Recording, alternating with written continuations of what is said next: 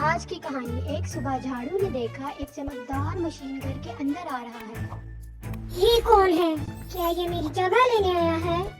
मैं नए जमाने का हीरो हूँ और अब सफाई मेरी रिस्पॉन्सिबिलिटी है।